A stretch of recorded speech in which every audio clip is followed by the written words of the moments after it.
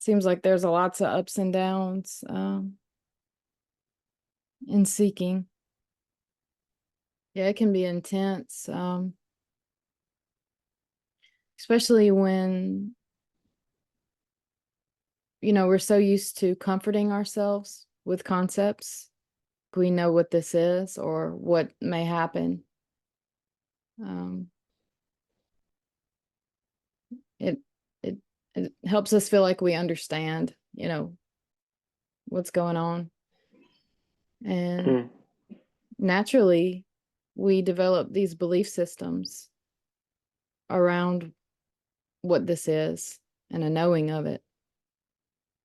Um, but that is illusory because we don't know what anything is or why or how or even when or where. Actually, Mm. thoughts, sounds, and symbols that we give meaning to, that we believe, um,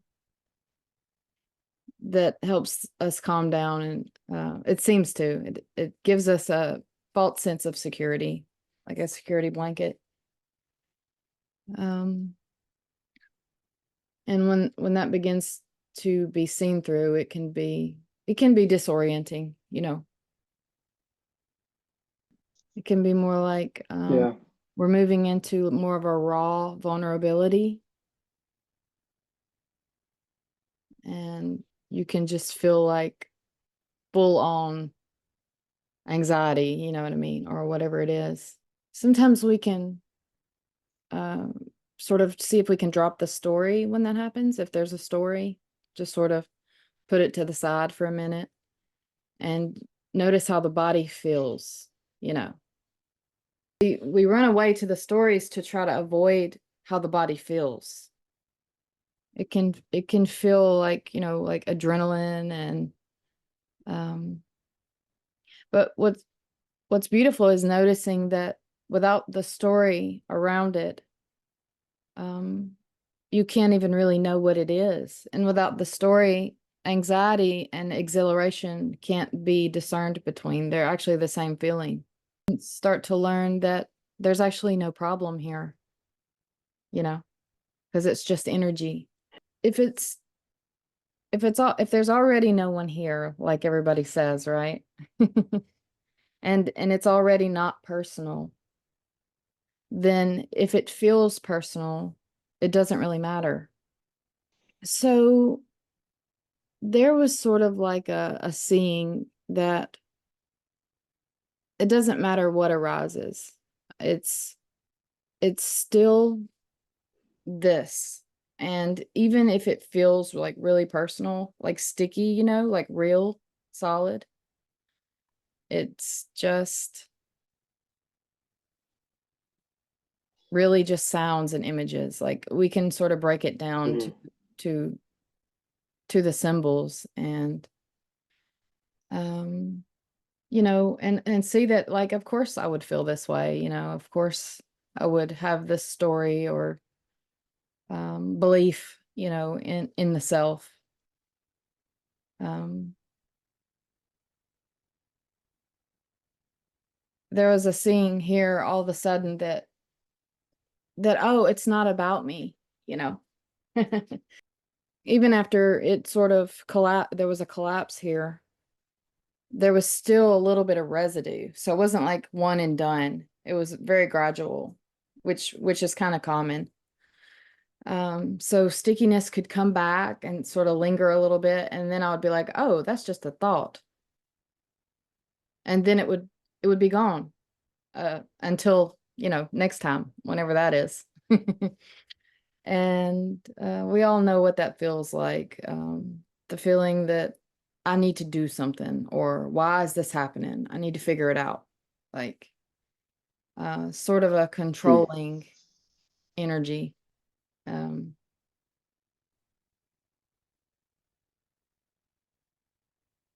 it was like an utter futility that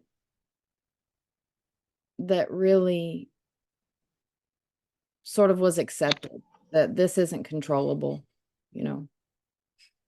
Um, trying everything, nothing worked, you know. Eventually it's just like the interest is just like whatever happens, happens, you know. I mean, thoughts still come and go. Definitely intense emotions can happen. Um, Still, but there's like a seeing that it can be no other way.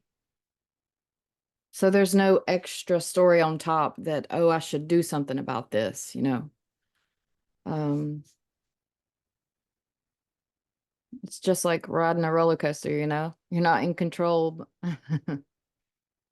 The beauty about this is it already is just this aliveness, you know, just this, whatever's arising. And the only thing that makes it not that is our thoughts that are believed, you know. Thoughts dissect reality and put everything into neat little boxes, you know, um, for comfort. That just sort of um, falls apart gently. It was here for me, just sort of gradually and gently. The body knows how to comfort itself. So when you watch an Mm. animal, when they get tired, they go find somewhere comfortable to lay down and they go to sleep. Or if they have like a wound, they'll lick their wound or whatever. Just like a tree grows, you know, that sort of intelligence is inherent in everything. So when you are hungry, you'll get up and go get something to eat just automatically. Um, Whether or not there's a claiming mechanism there saying I'm doing this or not, it's still gonna play out like it does naturally. That sort of comfort doesn't go away, like physical creature comfort, right? But the conceptual comfort that I know what this is and I can do something about it, um, that collapses. It's more like you're in awe because you don't know what anything is. Um, and it's that's not as scary as we like think it is. There can be an Mm. awkward sort of transitional time, for lack of a better way of describing it. It just seems to be this awkward time where there's fear, you know, and we don't know what the unknown is, so, you know, we react naturally. Uh, and when you're not believing in the thoughts in time, right? So like projecting into the future, you're just with this. So the continuum of time sort of collapses too because that's all conceptual and that can feel vulnerable, you know, because we like to leave this and go think about how it could be better, right? Like a child Mm. uh, thinking about Santa Claus or something, you know. It's usually This moment is usually fine. There's usually nothing, you know, unless there's some immediate physical danger or the body's sick or something like that. But it definitely does seem like a process. And it always will because we're getting old and, you know, we're human animals that are growing and growing older and becoming more mature, apparently. Um, but this unknown wholeness is unchanging. It's There's always the stillness, whether it's perceived or not. Some people call it silence or the unborn, you know. Um, this aliveness of being, you know, that is the only real constant, really. Everything else is a complete mystery. I mean, even the wholeness is a mystery.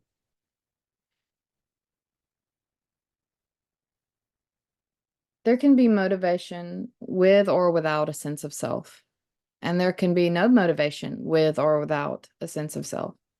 So there's no, and we all go through sort of stages, you know what I mean? But there's no really knowing what will happen, as far as how will it affect you as an animal, as a human. Um, I've always been the kind of person that just sort of procrastinates and is unmotivated. Naturally, I've always been that way.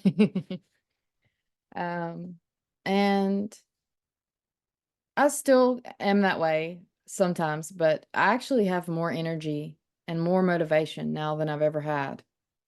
Before, I was exhausted because of trying to figure this out.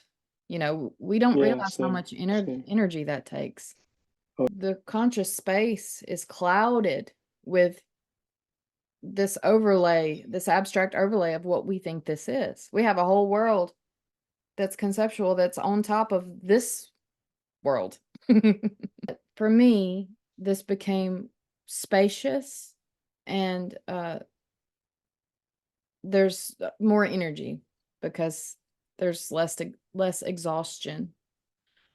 But also, I wanted to say that, you know, when we have thoughts like that, well, will this affect my motivation or any sort of like wondering how this will be, right? Which is innocent and natural, and it's probably going to happen. I mean, it happens, right? We want to know what this is and how it's going to affect me and what it's going to give me. Um, but what that really is, and it's seen sort of after the fact, is that is an avoidance of this right now. That is, it's scared and it wants to run away from this immediacy. So it goes to the future to wonder how this is going to be. So it mm, doesn't, it's very clever. It doesn't seem avoidant, but it is. I mean, I did it. I would sit here and think, one day I'll wake up, you know, I'll wake up one day, I'll wake up. And that yeah. was what that was me not wanting to be with this and running to project in the future to avoid it now when I thought it was the what I really, really wanted, but there was a part of me that really, really didn't want it. This is paradoxical. And anytime it's talked about, you know, we're trying to use dualistic language to describe something that's, you know, non-dual, that's this. It's gonna sound paradoxical. Um, Mm, so that can just happen, you know, and it's like science. Science can't tell us what reality is, but it can sort of look at patterns and see how nature behaves. You know what I mean? So we can look at other people who've gone through similar experiences. That's why we all have, you know, many of us have similar stories. And when you see that this yeah. collapse is happening, it seems to be happening, this collapse. Nothing can stop it, nothing can help it, you know, wild ride that seems to be happening. It's almost like we Yeah. naturally get bored of all of our bullshit, is what, you know what I mean? There's plenty of people out there that are enjoying their stories and they love the hell out of their accomplishments and striving and even, you know, being a junkie or something like that. Mm, Alcoholic, that's a valid experience. This apparent world offers all kinds of experiences. Some people find themselves with this existential angst. You know what I mean? At least for me, I had a feeling that something was off. And that's common with people who are searching for enlightenment or whatever. Us, yeah. no. Um, you know, I used to tell myself I was special. That all falls Yeah. apart. And this eventually is seen to be very, very playful. It's like a playground of potentiality. It's not that everybody gets to do what What they they want to like. do, but it's like life gets to do what it wants to do. It gets to play all these stories, and Mm. eventually, sometimes, who knows why, but life gets bored, and it seems like that, like life is like, okay, been Yeah. there, done that, got the t-shirt. And in certain individuals, it has to question until it breaks the whole mechanism of questioning. It breaks the system. It sees that there are no answers. Disappointing, it can be scary, and it can also be very, very a huge relief. Well, disassociation can still happen here from time to time. And there was an awkward time where I was like, "Oh, I'm dissociated. I'm not in the body. Why am I in the mind again?" That eventually calmed down.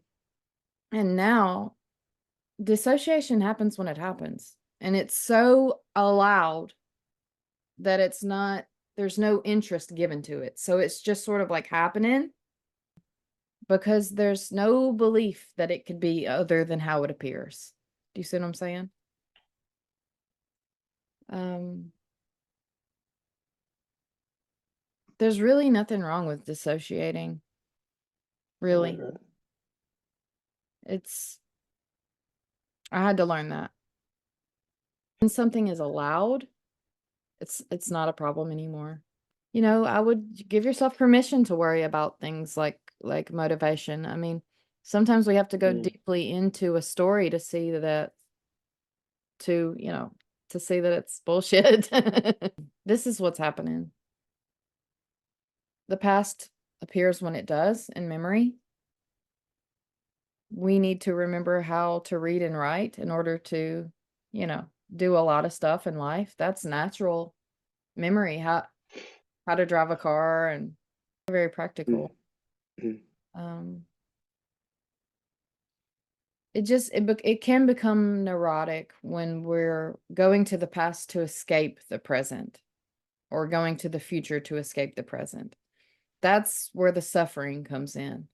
And there's nothing wrong with it, but it doesn't feel good. It doesn't feel good not to be okay with this as it is. But there's no source of information telling us that it's wrong, that it's appearing. It is appearing. So when it does, it can seem like it's sort of like an energy. It's not you, you know. There can be a resistance to it, and there can be a resistance to the resistance, right? So it's like a never Mm. ending piling on of of Yeah. stories that this shouldn't be. No, that shouldn't be. Yeah. There can be a simply seeing it is this way. No extra layers Yeah. of resistance. And it can feel very intense, very intense. But it's like facing your fear. It's like that. You're like, wow, there's no problem here. There's actually no reason to run away from this. It's just aliveness. It's so immediate that it's seen that not only is there no one to do anything, but there's no time for anything to be done as far as controlling and manipulating situation. And the mind will go. It'll strategize. Okay. It'll think Yeah. better time in the future, or some Yeah. very practical seeing of that it's just like a broken record. It, meaningless symbols. It's a coping Mm. mechanism from the feeling because it thinks you can't handle it, but we can. So, yeah, if something comes up that we don't prefer, the only way to avoid that is to go into thoughts of the future or the past. Without that, if you're just with how it feels, like you're just, instead of attention being on a story, your attention goes to how the body feels without the story. Um,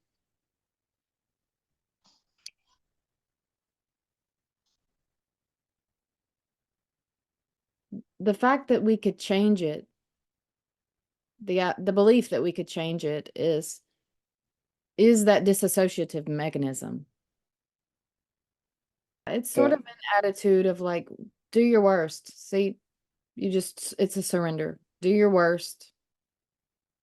I'm not going to try to tell a story about this and pretend like it's some other way. What's eventually seen is there is no inherent wrongness, even in feelings that we don't necessarily prefer. Nothing says it shouldn't be this way. Everything says it is this way when it happens.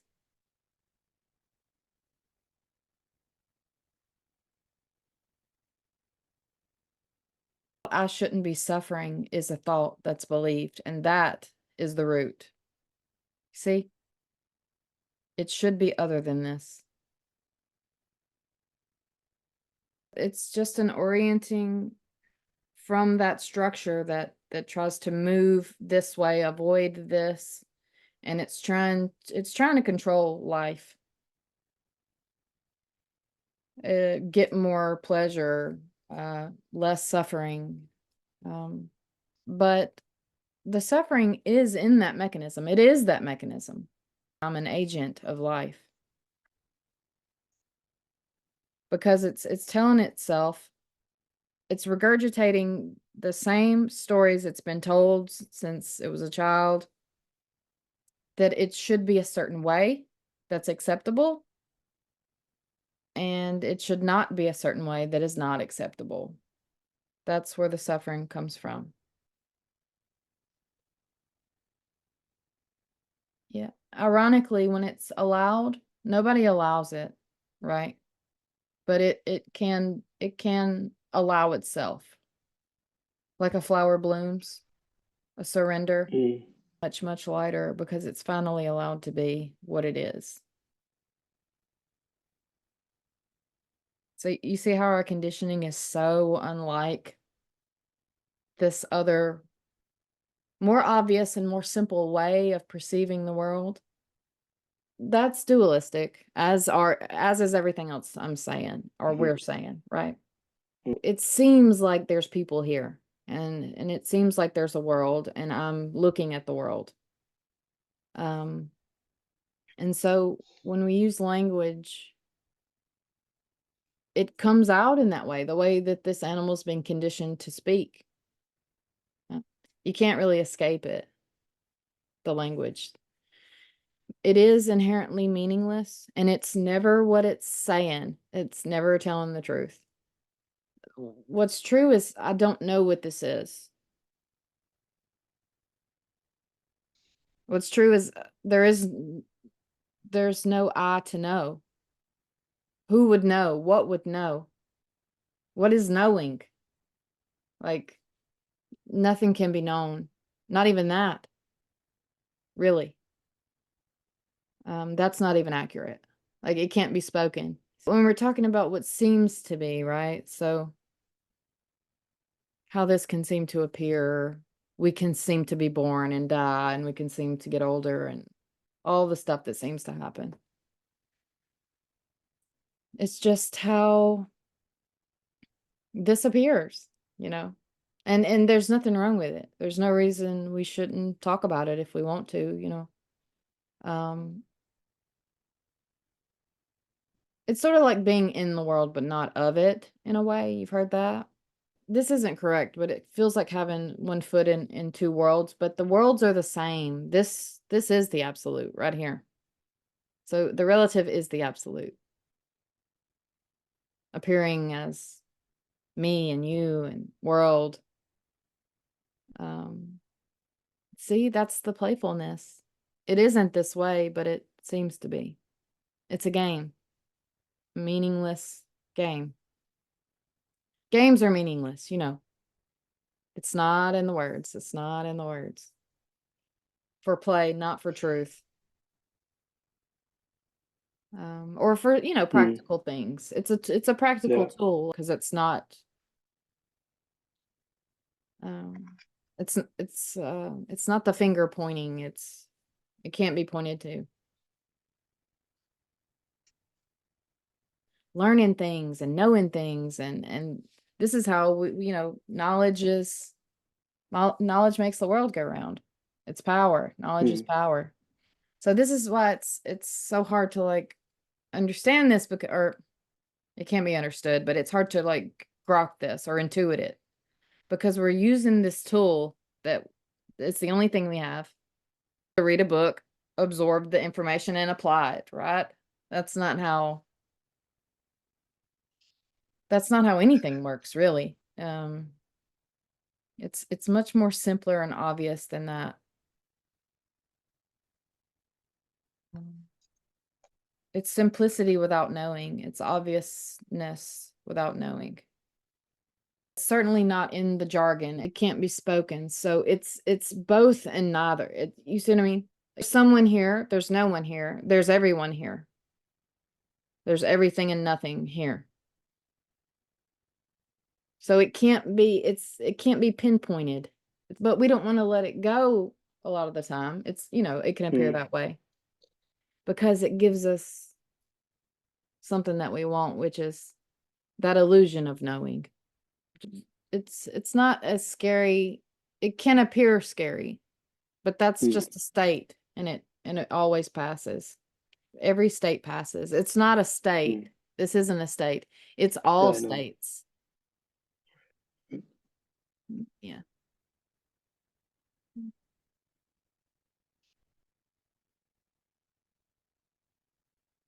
And no one is doing the playing in the known.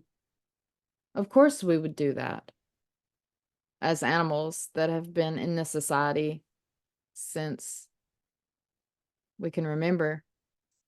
That's just what would naturally happen, you know. What really helped me right before this collapse happened, what seemed to, nothing causes this, but what happened was I would say, oh, that's a thought. To thoughts that I could see were a thought, right? Um, when before I thought I knew what thoughts were, right? mm, But mm, then I could see that, oh, thoughts are more than what I thought they are. Thoughts that are believed become this alive thought form. It becomes the world, it becomes real.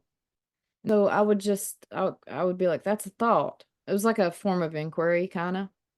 But I would just notice that's just a thought. It's just a symbol. It's just a sound. And I noticed and noticed all the thoughts, said that they were thoughts. And eventually I saw that I wasn't thinking them. It was just obvious. When you're sort of noticing them, you see that they're just coming out of nowhere. Like there's no premeditated thoughts saying, I think yeah. I'll think a thought now. And they're not actually a problem unless they're believed in, as if they're saying something that's true. Do you think about driving a car every time you drive a car? They are all meaningless. And when they're sort of recognized as all meaningless, it doesn't matter what they say. It's like a bird Mm, chirping outside the window. mm, That sticky belief that gives it sort of that interest. Or otherwise, it would just be funny listening to two opposing views in your head. Just like, what? mm, You know, mm, this is me. I must do something about it. Makes it like serious and makes it real. It becomes obvious that there's no thinker of them. This is about seeing what you're not. And everything that can be seen is that which you are not. It's just what's appearing.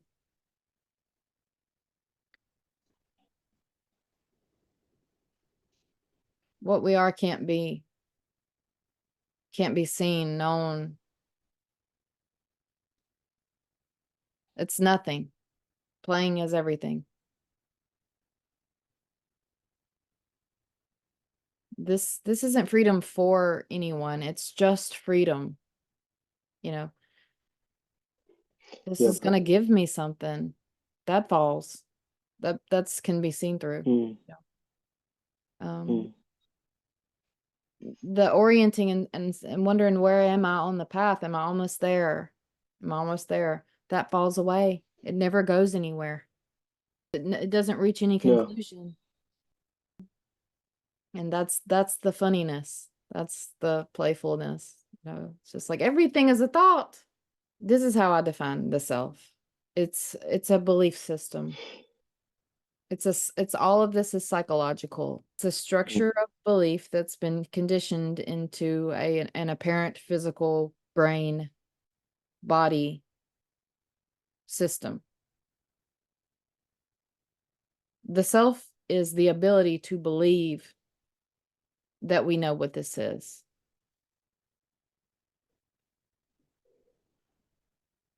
Everything else goes on without that, even when that's not there. You jump up, you go to the bathroom, you didn't even have to think about it. I mean, there could be thoughts about it too, but the thoughts didn't cause the getting up and going to the bathroom.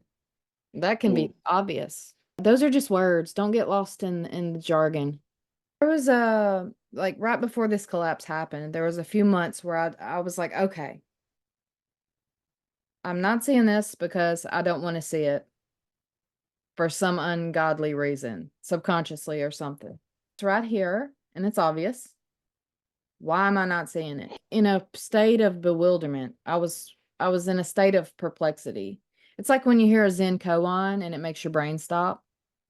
I was investigating what I saw, what I heard, the thoughts, anything that pops up. I would like I had a microscope or something, and I was just studying it because I thought that I would see this thing that I'm not seeing that everybody seems to see, the simplicity and the obviousness, and the thoughts calmed down a little because I knew it wasn't in the thoughts.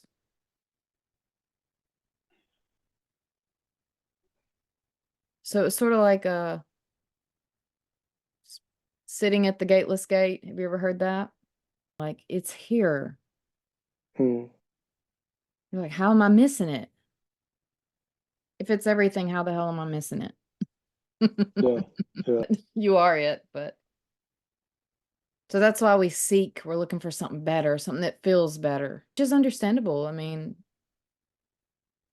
nobody likes to suffer. We appear to be animals. Animals appear to have needs and wants. There's nothing inherently wrong with any of it. Energy of resistance, that Mhm, is the very thing that's causing the suffering. It's appearing as suffering. Noticing is a powerful sort of just noticing, seeing how they things are because they are that way. Doesn't matter what we think about it, you know. The conceptual um call it a sense gate. Who knows what it is, but that's the conceptual space. It eventually is not that interesting, and it goes from the foreground to the background. And the peace or the ordinary neutralness that can be here is more sort of baseline, and it's more in the foreground. Sort of like mhm, just the obviousness of this, just the mm, like when you're a little kid playing, the analyzing thoughts about it aren't is it's a reflection of what is. So what is more interesting than what's the thoughts are saying about what is, right? Well, energy I, doesn't mean anything. It's a symbol, it's a word and a concept that we use when we're describing something that we have no fucking clue what we're talking about. Yeah, it's just not in the words. I just yeah, something obvious. The only thing there is that is not the words or the concepts or the language, but it is those things at the same time. So like a bird making noise, meaningless. It appears as the vibration. And I mean, you're not thinking about what you're saying necessarily before you say it. If you notice, a lot of what we say Yeah. just appears out of nowhere. No premeditated thoughts. Yeah, we eventually become, it seems, this is a story. Everything is a story, but it seems to be that there's a boredom eventually, and you're like, it's not in the thoughts. Running Mm. around, projecting into the future. One day I'll wake up, you know. Um, what is this without that thought, you know? And that's where the fear can come in, because you're like, holy shit. Yeah, what is this? It can become neurotic with Yeah. trauma and trying to Yeah. figure something out that's not knowable, right? Thoughts, they're automatic, you know. They're trying to help. They're trying to comfort the body, you know what I mean? Away from intense emotions. That's what dissociation is. Not doing it like an entity does something. It's just what's happening. Yeah, it's the thoughts that say this means something. It should or Yeah. shouldn't be this or that Yeah. way. This is Yeah. wrong. This is right. Those are Yeah. completely Exactly. delusional. There's no Yeah. proof for Yeah. any of that. So it's a sort of discerning what seems to be actual, like it's time to go buy groceries now, right? And practical. And the meaning making and knowing mechanism of mind that is desperate. It's frantic. It's striving to get away from this when there's no problem with this, actually. And that's the abstract layer of reality that isn't necessary, you know. Um, it can be naturally believed in, but it can also fall away. There can be just noticing them, you know, because if you can't Mm. control Yeah. it, then even if it's a conceptual assumption that you can't control it, you can still sort of notice them. And a lot can be learned about the nature of Mm. Mm. thoughts just by noticing them. And like you're watching somebody else's thoughts, sort of. They don't have the meaning. They don't have the heavy identifying meaning with when they're not yours, you know. And all of this is happening naturally, like seasons come and go, or anything natural. It can feel very it can feel like pure hell. Belief in the thought that I'm responsible. You know, I'm the one doing this. Believe that since we were young children. It is this way. That can't be denied, right? And right now, a thought that says it should be other than this is only a symbol that appears, and it's ephemeral, and it falls. It has no substance. It has nothing to do with what's happening actually. So there's a positive connotation to perfection, to the word perfect, but this, if we're going to use the word perfect, we could say this is perfectly imperfect. And that just means it it's the way it is. It can, it can be no other way. Anything can happen. Yeah, it's a Mm. surprise. Like the thoughts can say, I'm going to do this, I'm going to do that today. And then the body will do something completely different. So that's how removed thoughts are from what's actually happening. But in noticing them, just noticing,